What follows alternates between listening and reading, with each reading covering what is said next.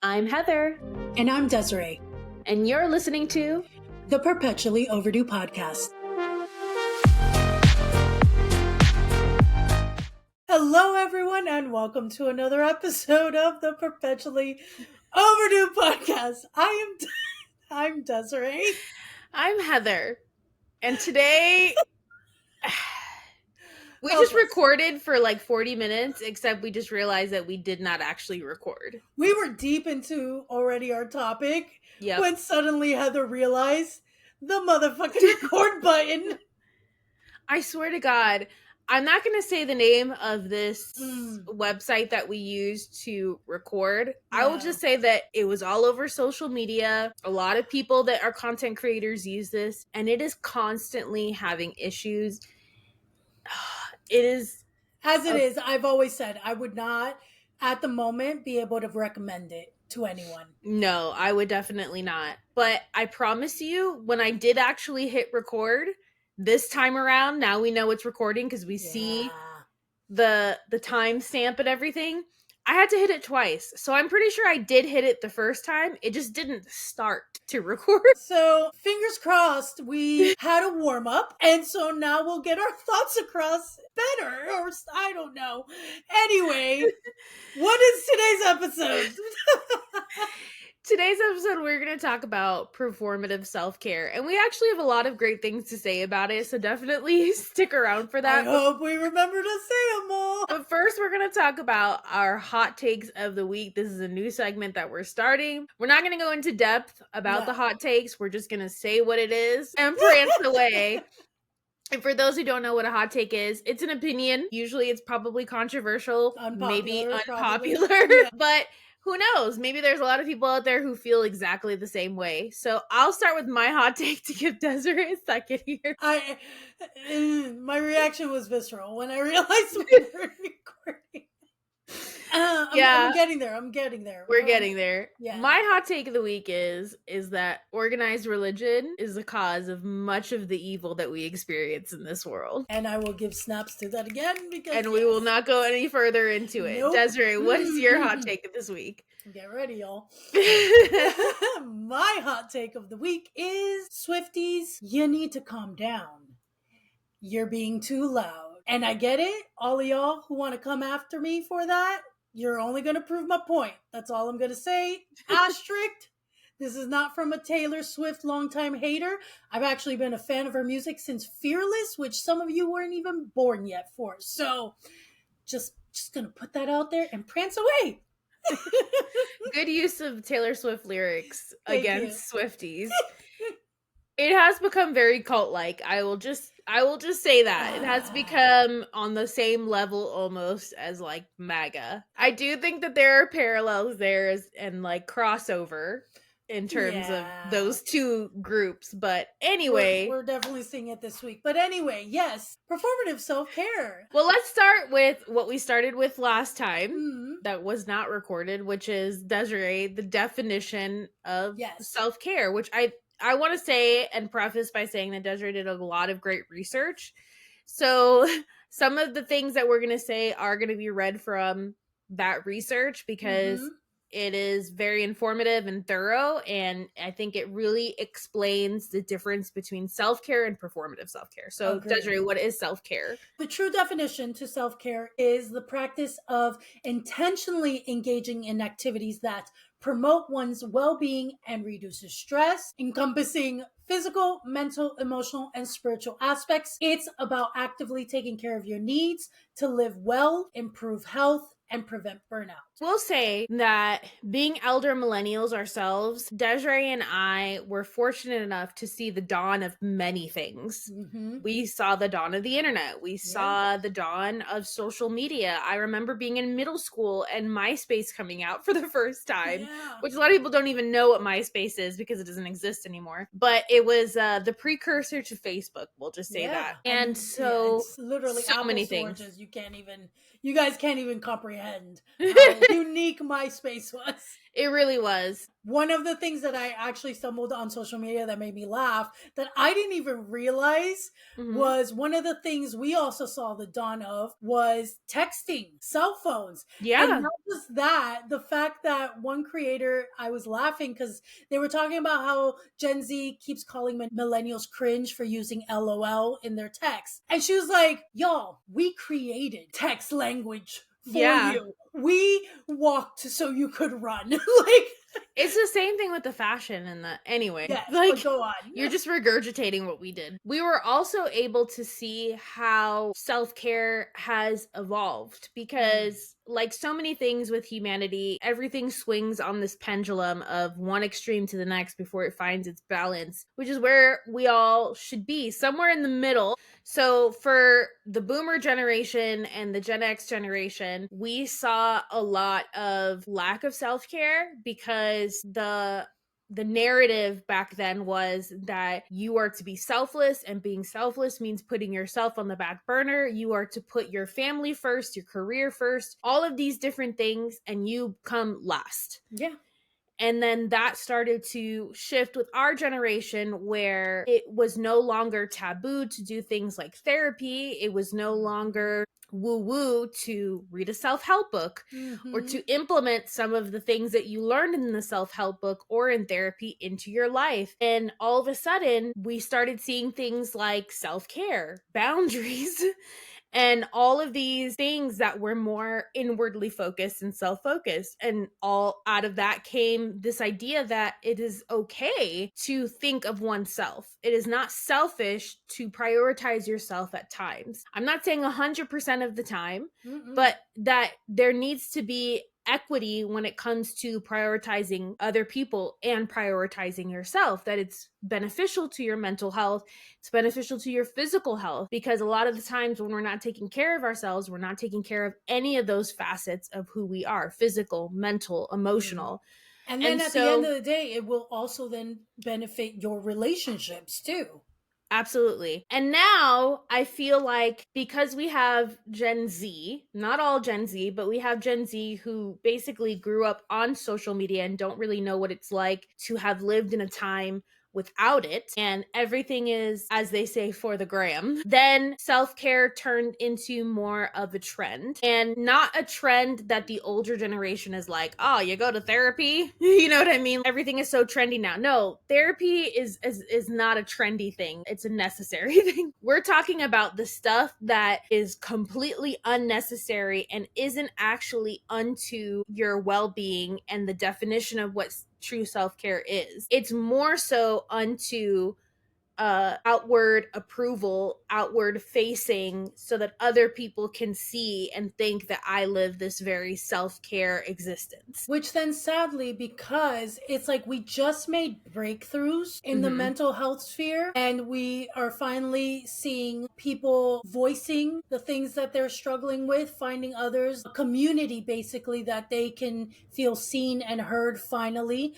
And right as we're barely making strides, unfortunately, because again, like Heather said, the newer generation, they didn't grow up not having these things in their sphere as we didn't. We didn't have them, and then we had to fight our way through a lot of trauma into finally owning this more healthy mindset about living our lives. And it was already there for them. And so now it's not even just trendy, it's almost to the point where it's cliche, which is sad. Like at this point, the term self-care in certain circles is almost ridiculed as a cliche catchphrase. And it's that, true. I think, is in great part to performative self-care, which is what most people have now encountered on social media over true self-care. Real self-care isn't necessarily always put on social media. In fact, I would say 90% of the time it's not. So it's not a surprise that people don't really get to witness and see what true self-care looks like. It's more of a conceptual knowledge that you have of what self-care looks like. And a lot of what you see on social media is not self-care, it's performative self-care, which is when someone presents or performs the idea of taking care of themselves, but the focus is not on their inward self or their inward life. and the benefit it provides to them, but what it looks like to others rather than the genuine benefit it provides. Then sadly, because so many people still don't go to therapy, if they did, they would probably understand and learn more the true definition behind what self-care is. But again, now we live on social media, and a lot of us only get our information from social media. Please read a book. Good. Yeah. Please read a goddamn book. As much as I appreciate and am grateful for the spaces on, like, let's say TikTok, where I have found other people who suffer with the same chronic conditions I do, like PCOS and ADHD and all these other things, and neurodivergence and mental health. It's wonderful to finally feel heard, to feel understood. Yeah. But at the end of the day, I'm not trying to self-diagnose using social media. I am still going to, even though they're also worlds behind, but I'm still going to actual medical professionals. I'm researching myself through credible sources, and it's a compiling of information as research should be done. So it's definitely one of those things that I think people need to kind of take a moment. And we've talked about this a lot recently in recent episodes. The whole people are getting exhausted by inauthenticity, not actually finding authentic influencers and genuine people on social media. People are starting to put their foot down and go, I'm kind of tired of the beautifully curated image of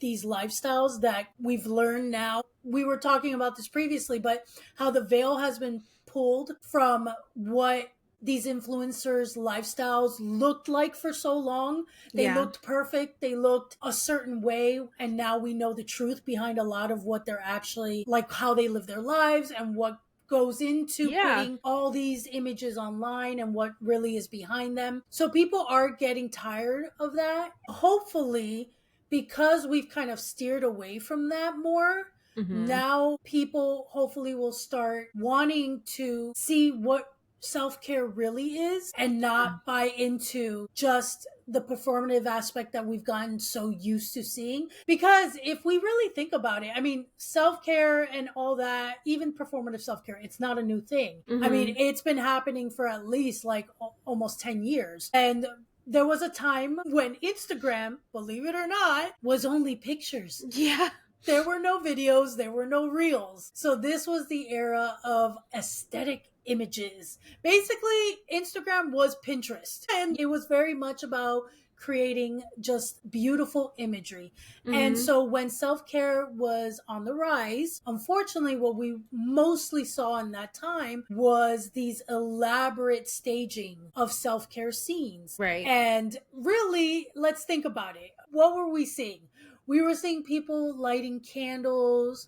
There was a bubble bath. There was flowers. There was this beautiful tray with books and wine and all these things that I was like, it's going to fall in the tub and get wet. And then there were so many like accessories. Yeah. And at the end of the day, if we really think about it, they end up spending more time staging that than actually experiencing the benefit of what it should have been if it was genuinely for self-care. No, it's so true. I think that people need to understand too that everything is progressive. To kind of piggyback off of what you were saying before, it moves forward, so to speak. Even like the healthcare industry, the beauty industry, everything, we're still learning things, we're still discovering things. And so things that seem to have not been popular or even relevant 10, 20 years ago, it wasn't because those things didn't exist. So for example, you were talking about your PCOS. It wasn't because PCOS didn't exist. We just didn't have a name for it or a label for it, because let's face it, women's healthcare is in the trash, and it's just now starting to be recognized as something that is severely lacking. And so thanks to social media and thanks to people putting out their own experiences, many people were able to relate to those experiences, similar to ADHD, and be like, oh yeah, I do that, or I suffer from that, or I experienced that. And then a lot of the times we're just waiting for the medical profession or other areas of expertise to sort of catch up to what people are already experiencing. It's like there was a time when everybody was like, oh, being gay was now suddenly trendy. No, that's not a real thing. People were always gay. It's just that they were afraid to live their life openly because they feared for their lives. They feared violence against them.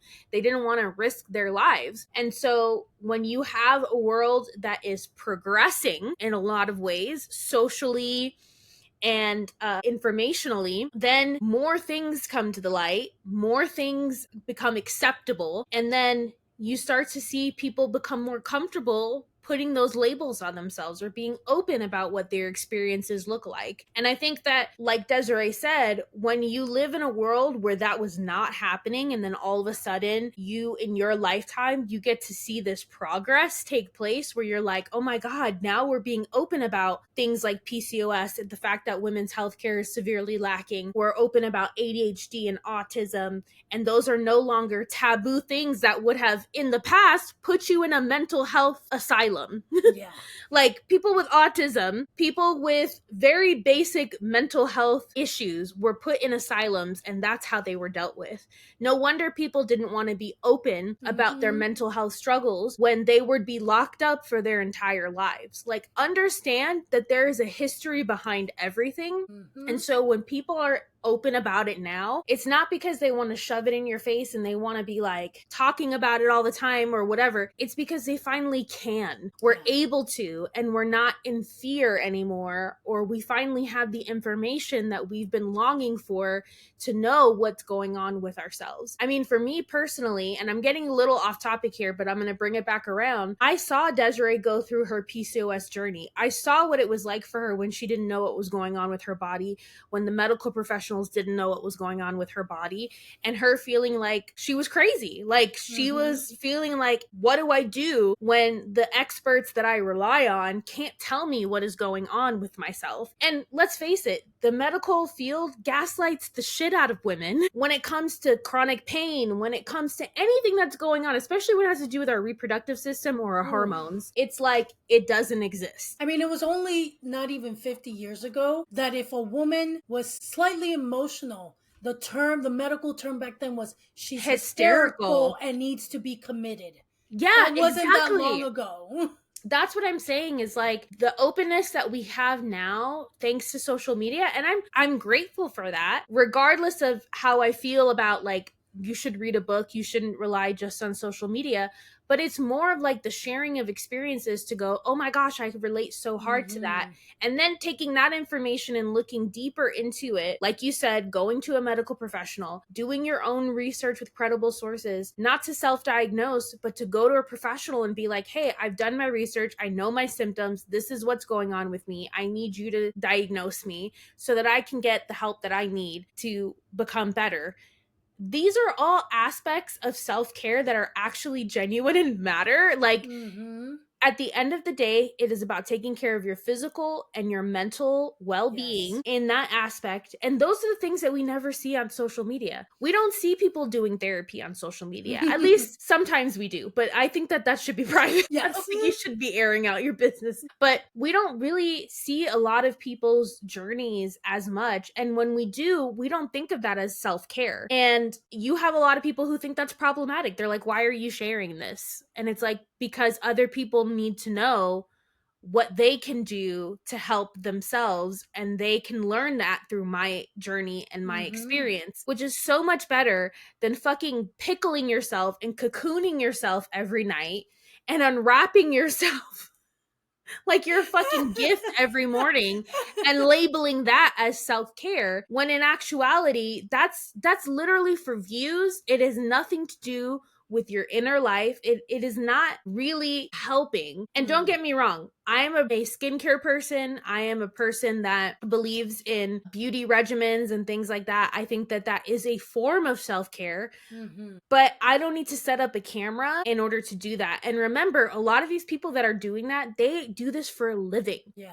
they're sponsoring products. Yes. They're trying to get views. Like, you do not have to live your life by that standard. And I think that that's the point of what I'm trying to get at, because in my 20s, I felt that pressure. I felt the pressure of, I need to curate my life to look a certain way, to compete with everybody else. And like you said earlier, we've seen behind the veil of a lot of those content creators we were looking up to, thinking that their life was so glamorous and so wonderful, and going, oh, this is all staged. Yeah. Oh, you didn't even stay there. You just took a picture there. That's not even your car. That was something that you rented, as well as the clothes on your back. You give those back after you take the photo. And it alleviated a lot of the pressure. And then I think when you get into your 30s, you view social media in a different way. And instead of it being mostly about presenting your life in a certain way, it's more about getting information. At least it is for me. I look at other people's content and I get information about what's going on politically, what is going on with the latest mental health thing, or what's going on with the latest food trend, or how can I do this recipe and things like that. I could care less about showing my 300 followers what my life looks like and getting like 2 likes on my photos. I mean, let's just be real. That's really what the average person is like. Yeah. Who is not an influencer or content creator. Exactly. They have like a couple hundred followers. They get a couple likes on their photos. You do not need to go to the level of what a lot of these people do, because it's not the same. All that to say is, a lot of genuine self-care is not being broadcasted to the world. And maybe it should, because then people would get a picture of what self-care actually looks like. Versus like Cassie, I think is her name, the Sydney Sweeney character from Euphoria, having a mental breakdown, trying to beautify herself every morning for the male gaze. Which, it's wild to see then later in social media how many people almost took that scene as an aspirational thing when they completely missed the point if they actually watched it. Because if anything, the more she did, the more she mentally spiraled into a really sad, toxic mental state. That was not a good thing, guys. That was not something you want to aspire towards. And again, she's supposed to represent a teenager who is doing all of this stuff to a body that hasn't even finished developing. Like, it's wild, the whole concept of what people are being fed on social media. And again, it's labeled as self-care. And so it becomes this standard that is set. And that's where the problem is. Because again, you do you, boo. Okay? No one's gonna yuck your yum. You want to use Botox, you want to do whatever. This is your life. But the problem is when these things become a standard that is pushed for everyone else, and the pressures that if you're not doing this, then somehow you aren't failing. And that's not okay. That's a problem. No. Just the pressure in general to be keeping up with trends is so, and that is something that I've always felt my entire life. I was like, it is exhausting to try to keep up with trends. I have no desire to do that. There is a part of me that feels the FOMO of not being hopping on the bandwagon of the latest trend. But at the same time, I was like, these girls, because a lot of it is women, there are men as well that are feeling that sort of pressure, but a lot of these women are putting Botox and fillers and actually aging themselves more so than trying to stop the clock. Mind you, a lot of them haven't even developed wrinkles yet to even need Botox. And there's a difference to when we were growing up and doing preventative measures like sunscreen, basic things, whereas now they're doing these things in the name of, well, it's all for preventative aging and to take care of myself before it gets bad. But Botox doesn't fall under that category, because that's not all. It's going to dissolve and you're just going to have to keep refilling. And we don't know the long-term effects of what that's even doing to our system, our skin, our bloodstream. We don't know yet what that's going to look like in the long run. And so it's a risk. Some things that people are doing all for fear of aging. One. Yeah. And then two, in their mind, that is what they're calling self-care on social media, with the hashtags and all the things. And it's not, and I agree with you. There's a difference between putting sunscreen on your face because dermatology tells you what the effects of UV rays will do to your skin in the long run, and then putting literal botulism in your face, which again, I'm not yucking anybody's yum. If you want to do that, go ahead, but at least allow your body time to finish developing and to age a little bit before you go ahead and do all of that stuff, because again, we don't know the long-term effects of these things. There's a lot of beauty trends that happened way back in the day that we now look back and go, what the hell were these people thinking doing this? But at that time, it made perfect sense to them. Yeah.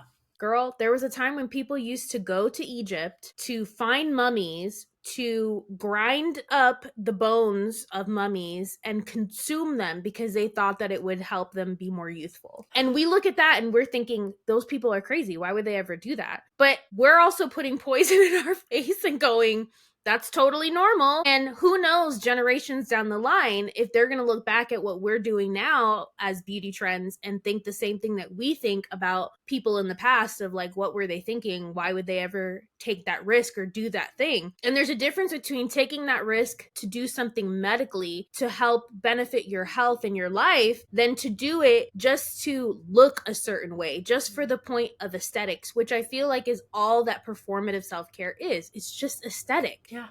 I mean, it's funny because, again, so many examples we have seen. People are like, I took the day off of work for a self-care day, but then they're live on TikTok or Instagram or YouTube all day, and they're not actually resting. They're not actually doing things like journaling or having a therapy session, meditating, or medicating, or just even meditating. Not medicating too. But, yeah, exactly. But basically, it's going, what you're doing and what you're labeling as self-care. Is it going to benefit your body mentally, inwardly, physically? Are you going to be able to exhale at the end of that and feel energetic, feel good, feel motivated, feel rested? If these are not the things you're walking away with after your self-care practice, whatever it may be, then maybe you're not actually performing self-care. You have those who are literally being performative on social media, but then you have those who watch these performative social influencers and think what they're doing is considered self-care, and that's what they're doing at home. They're emulating it, but they're not getting any actual benefits from it. And that's not actually helping us. And we need to reevaluate and understand what the true meaning of self-care is. It's not a cringy, cliche term. There's people who then knock the whole like, oh, having a bubble bath and a glass of wine, like that's not real self-care. It can be, because again, it's about inwardly. What are you doing to benefit inward, your mind, body, and soul at the end of the day? And it can look different for everyone, but what is the intention behind it? And are you actually resting within the practice of the self-care thing you're claiming to do? Because again, the bubble bath that's set up for social media took her an hour to stage, took another 30 minutes to get 50 million shots. The bath is cold, the bubbles are deflated, the candles are dying, the wine is, if you like a chilled wine, it's not chilled anymore. So then you're not actually going to do anything or perform it, and then you didn't actually benefit from it. It's true, and burnout is a real thing, and it's something that plagues us. Let me say, as somebody who has lived in that and is still to a degree, getting into burnout, not difficult. Getting out of burnout, practically fucking impossible. Yes. Please, if you can prevent yourself, and I'm speaking to my youngins right now, because I think when you get to a certain age, if you have not taken care of yourself up into that point, it's literally impossible not to end up burnt out. Please, if you can, take the time to do the things that will help you prevent burnout in your life, because once you're in it, it is very difficult to get out of it. And it's very difficult to shake the mentality of being in survival mode, of being burnt out. It's not just a physical thing that happens to your nervous system, your cortisol, your whatever. It's also a mental thing. And sometimes it's more difficult to break the mental aspect of burnout than it is to even fix the physical aspect of burnout. And that's what self-care is unto. It's unto taking care of yourself, preventing yourself from degrading in a lot of ways, including burnout. And we shouldn't be looking at social media as an example of what self-care looks like. We should be looking at therapy. We should be looking at books. We should be looking at information outside of social media to know what self-care looks like. I take bubble baths as a form of self-care.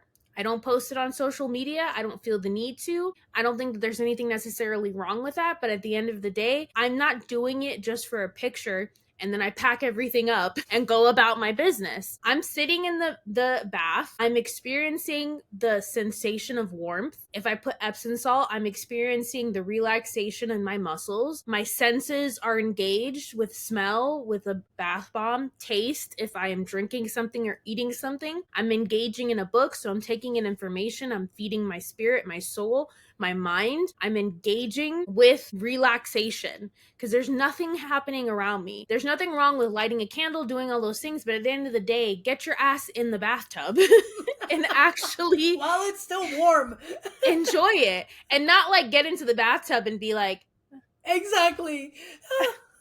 you know what I mean? Like, close your eyes, take some deep breaths, connect with yourself, connect with your emotions, connect with what's going on physically around you. Be meditative for a second, or feed your mind, feed your imagination with reading a book. Some people even watch like a comfort show. There's people who like set up their iPad and have like Gilmore Girls like reruns play. Yeah. It's a comfort thing. You can turn your brain off and just be in this happy state. Exactly. Safe state. And what you're seeing now, like the biggest trend that I'm seeing is the cocooning yourself, wearing a chin guard, which again, you're 20 years old, nothing is happening with your chin that you need to be wearing. Taping your mouth shut. Taping you have your a full mouth shut. keel. Yup. You have like, you're literally cocoon. And I'm like, you must be single because there's no way that you're sitting next to somebody at night and they can't touch you. They can't talk to you. You can't talk to them because you're literally cocooned and all they see is your eyes just staring at them. And it has nothing to do with the male gaze, but has everything to do with like engagement, interaction. Are you able to have intimacy with, and intimacy as in emotional intimacy? I'm not talking about physical intimacy. Are you able to even have emotional intimacy with your partner in bed, which hopefully you're connecting every night, even though you're going to bed? And if that quiet time you're not even connecting, because you literally physically can't, because you're cocooned in every way. And we're supposed to believe that you do this every night because you take a video of yourself in the morning peeling it all off when really you look exactly the same. Nothing has changed. Yeah. And what's so funny about that, Desiree brought this up in the previous episode that was not filmed, but she was saying how a lot of people have mentioned on social media how young millennials look versus Gen Zers. And it almost feels like this is a reaction to that of like, oh yeah, you want to bet?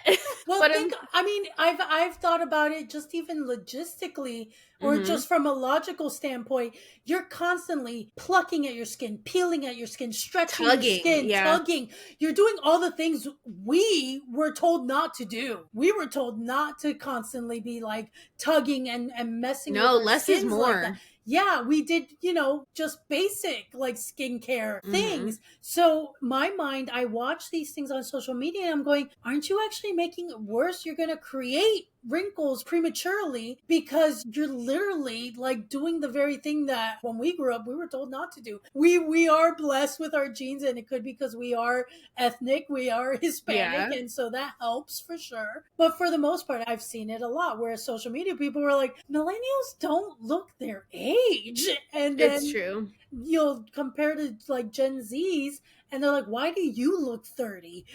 Like, again, a lot of the beauty things that people are doing with fillers and Botox, especially fillers, I would say specifically, it are making people look a lot older than they really are because it's not natural and it's not proportional. And if you like it, great. If you look in the mirror, and because again, that's what these beauty regimens should be about. It shouldn't necessarily be about what people see when, you step outside of your door, but when you look in the mirror that you like what you see. Because a lot of the things that we even fixate on, other people don't see those things, but you see them. And so I understand that for your benefit, for your self-esteem, for your sake, doing a lot of these beauty procedures or things like that. But just know that for every Lindsay Lohan, I was gonna bring that up just there's now. like 20, 30, I don't even want to say other people's names, but I mean, my friends, and I said this in the last attempt, results may vary. So all of y'all hoping to get every secretive detail about what Lindsay did to turn back time literally and become this alien pod of perfection, unless you even have the money she has, first of all. But two, even if for some reason you had the money she has and you have the connections and you have all the same doctors and products and etc., results may vary. We're all different. We don't all react to the same things. Our bodies, our skin, our chemical balance, it can really fuck with your head if we all strive to emulate what we see online, because it has been pushed to us that this is now the new standard that everyone has to partake in. Do you know the mindfuck and the mental health spiral when you don't get those results and what that does to people? And it creates a really bad toxic, destructive behaviors, because then the obsession to keep striving for that thing. And that's with like so many things in life. That's with like diet culture. That's with so many things. And so we have to be very careful. The people who are out there and who are setting these examples of self-care, I mean, I'm doing quotes for those who aren't watching, we have to realize, again, like Heather was saying, if that is for you, that makes you feel good, that's one thing. But if we are pushing products because we're sponsored, if we're putting all these like routines and saying that this is what self-care looks like, but at the end of the day, you're not actually getting any mental health benefits from it, and that is what you're pushing for other people to do, and you're not teaching people the difference between performative self-care and actual self-care, then you're creating more harm at the end of the day. And so I encourage that all of us, I encourage that we all truly look up what self-care is, because not everyone, which we encourage you should, but we understand that not everyone can afford it. But if you're not going to therapy and you can't learn from your therapist the different ways that you can utilize self-care, because it's going to look different for everyone also. There's so many resources though. Go to a library, like look on the internet, check out some books for free. We've read forgotten about what things. Those things are. Yeah, I know. People are like, libraries, what is that? I will say this too, to add to what you're saying and piggyback off of it. Remember that at the end of the day, a lot of these people that you see when you're scrolling on social media, they're selling a product, they're pushing an agenda of some kind, and they're not thinking about their audience and the individual people out there and how those things could affect them on a personal level. I would never share my beauty regimen or my skincare routine, because my skincare routine is for me. It's based on my skin chemistry. It's based on my body. It's based on how I react to certain things. Because yes, while I might have combination skin like a bunch of other people, I also have very sensitive skin. I also have eczema. I also have this. I also have that. So I am unique in what I personally need, and what I use and what I think is my holy grail product may not be that for other people. And just remember, there's always a new trend. Before it was mushroom coffee, now it's cortisol. Then it's going to be like grass-fed beef tallow, and like there's always something that is going to be the fountain of youth that is a crock of shit. Worms it is from the Himalayas. Exactly. Ground up worm pee from the Himalayas is going to be like, and we'll buy it. And you'll kill yourself. Exactly. Yeah. You'll kill yourself trying to find the thing that is going to solve. At the end of the day, aging is natural. Aging is inevitable. It's more importantly, aging is inevitable. You will not be able to stop it. You cannot pickle yourself. You cannot freeze yourself in time unless you are a vampire and you become immortal. Like, it is not, and I say that jokingly, it is not going to happen. I have to Sadly, we have to. But it's not something that you're going to be able to do. The wrinkles will show. Exactly. The wrinkles will show eventually. The sagging will happen. Things will happen. And even if you do get through these beauty procedures, Because let's face it, a lot of these people that are going out and getting these beauty things done and then coming back and they're like, oh, it's just a new skincare product that I used. Because that's what Lindsay Lohan is saying. Yeah. And I call bullshit on that. But the point is that not everybody's going to be honest about what it is that they've done. They might try to sell you something that is actually not going to get you the result that they have. Mm-hmm. Results may vary, as Desiree said. Just because it worked for her doesn't mean it's gonna work for you. And at the end of the day, Lindsay Lohan is only in her 30s. Early 40s. And so she is not somebody that is a good example of reversing the clock because she's not even that old. She's 39. Yeah, she's our age. She's not even that old. Wait until somebody gets into their 50s and 60s. And again, it depends on their life. She had somewhat of a hard life, partying, drinking, which all takes a toll on your body. Yeah. So good for her that she's somehow reversing some of that damage, but she's still going to age is what my point is. And we can choose to do it however we want to, gracefully or ungracefully. But at the end of the day, self-care is not that. Self-care is taking care, like I said, of your inward life. All of that's outward facing. Mm-hmm. True self-care is inward facing. What is your heart, your spirit, your mind experiencing, feeling? What are their conditions? If your heart is in shambles, if your mind is broken, if your spirit is broken, those are the things that you need to be focusing on. And let me tell you, just as a disclaimer, if all of those things are out of whack, it's going to show on the outside in a lot of ways. It's going to cause premature aging. It's going to cause sickness. It's going to cause a lot of things. Taking care of the inward life is going to help your outward appearance more than trying to pickle yourself every night in a cocoon.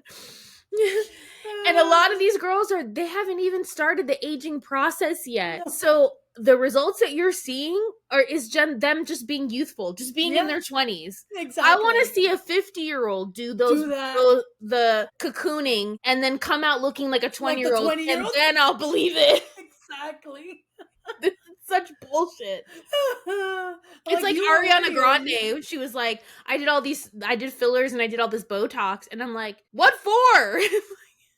What for? Like, most of you are just trying to change your face structure because you don't have wrinkles. Oh. And if your eyebrows move, that's natural. If you have expression, God forbid people know what you're thinking by looking at your face. God forbid you do this, like, oh, I'm surprised. I'm angry. God forbid I smile and I have a line on my face. Like, y'all. Let's be so for real. But the whole point of this is to distinguish what self-care is versus performative self-care.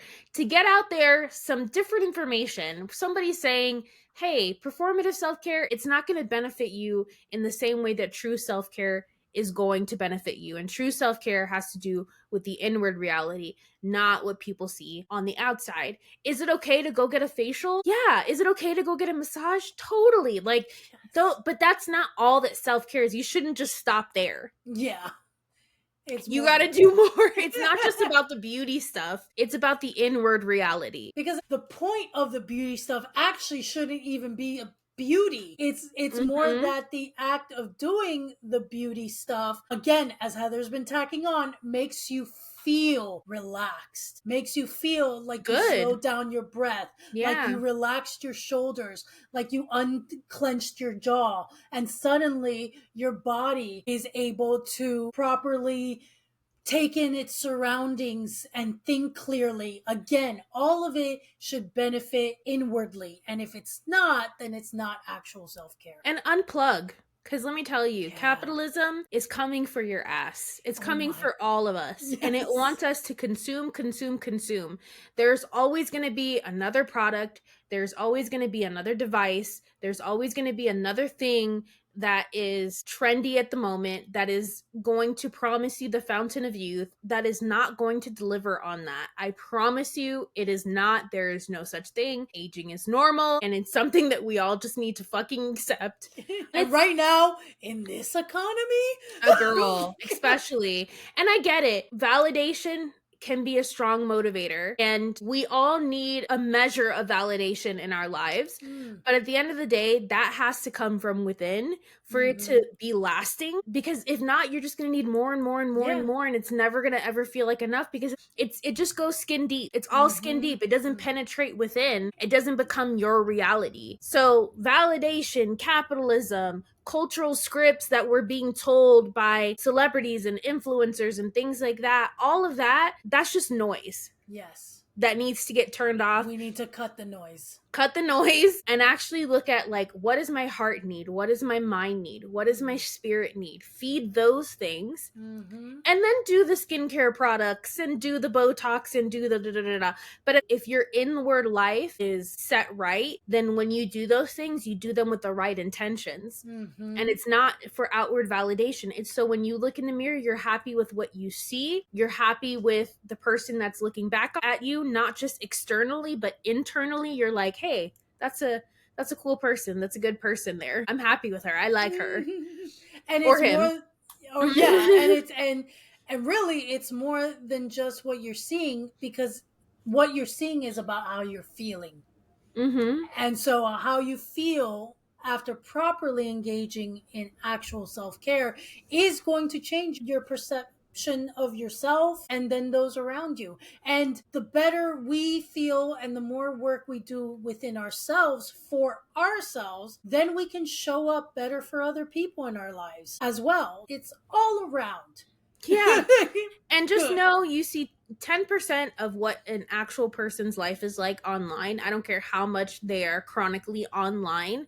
They're not showing you every second of the day. So you can take what they put out there at face value, but understand also behind that they might not be actually living the life that they portray themselves to be living. And that they might not actually be taking care of themselves in the way that they make you think that they're taking care of themselves. Especially, again, when people are doing things in not shady ways, but ways that are contrary to what they say is what got them the results that they did. This is like, there was a time when fitness influencers were like, do you see my ass? All I did was deadlifts. And it's like, no, you got a Brazilian butt lift.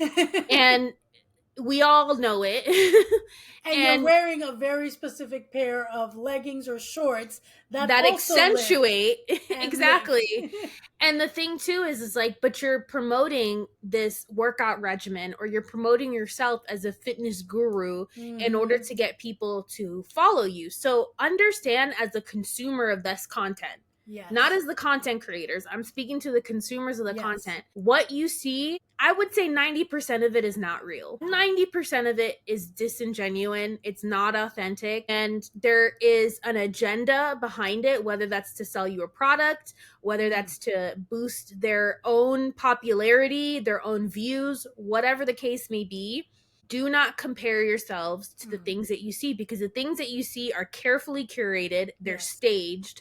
They're not authentic. And even those few percentage that are, you don't see the full story. Exactly. In a few second video or an image. You can't possibly know the full aspect of what it is that they're showing you in just that small amount of time, or again, just an image with a small caption. So even the tiny few that are maybe being authentic and trying to maybe give advice or show a tip, it's not the full story, so it's not enough, and you're gonna still feel disappointed because you're gonna just emulate this small moment, this small tiny piece, and again, you're not gonna probably get the same results, and then you're gonna be very frustrated. Or if you're not able to do those things, you feel down on yourself because you don't have the same access to resources, you don't have the money, you don't have this, you don't have that. Even as somebody who practices self-care, we both do in our own ways. We don't practice self-care 24/7. There are plenty of days where we don't take care of ourselves properly because we're human beings, and we fail sometimes at practicing self-care. Life gets busy, things happen, but we always try to come back to that practice in our lives, but it's imperfect, and that's what you're not seeing on social media. You're not seeing the imperfect the struggle. You think that like this one moment that maybe they had it good, you think that's literally their whole day. And it's like they did it and then they probably went to go bed rot for maybe the next 12 hours. Which you can don't be know. a form of self-care too. It can, but they're not maybe sharing that part with you. It's true. All right, everyone. As usual, we would like to start a conversation in the comment section on social media, on the podcast platforms, and on YouTube. Mm-hmm. So we would love to know, what does your self-care regimen look like? And that can be anything. It doesn't have anything to do with skincare, beauty, anything like that. It could look like journaling, meditating, therapy, all of that. We would love to hear from you, especially because we're always looking for different ways to add on to our self-care routines, to enrich our minds, help our hearts, help our spirits, help our inward life, just be more joyous and happy and content and at peace. Because at the end of the day, that is what's going to bleed through in your skin, guys, is your inward reality. Literally. So definitely please share if there's anything that you want to comment on, because we do love hearing from you guys, especially on TikTok. You guys will comment on a lot of things that we're saying. We love to hear those comments. We love when you share your own experiences with some of the topics that we're talking about. So anything that we discussed today doesn't have to be just strictly the question that I put out there, but anything that you want to comment on, we would love to hear from you. And we will be responding in the comments section. Sometimes it takes us a day or two, maybe longer if we don't see the comment. I've been guilty of that, where I was always like, oh, somebody commented on YouTube, because it doesn't happen very often. So just know that we will eventually get around to it. But TikTok is definitely the place where the most interaction and engagement happens. And with that, Desiree, take it away. So friends, be sure to like, subscribe, follow, do all the fun internet things, whether you're on YouTube or you're on any of the podcast platforms. And while you're there, if you can leave us a review. I love this. Be it the podcast episode or the show as a whole, that would help us tremendously with the algorithm, so that others who would also enjoy these episodes will come and find us, and then we can continue to build this wonderful community that we are loving week by week. So friends, thank you so much for hanging out with us, and we'll see you guys again next week. Bye. Bye.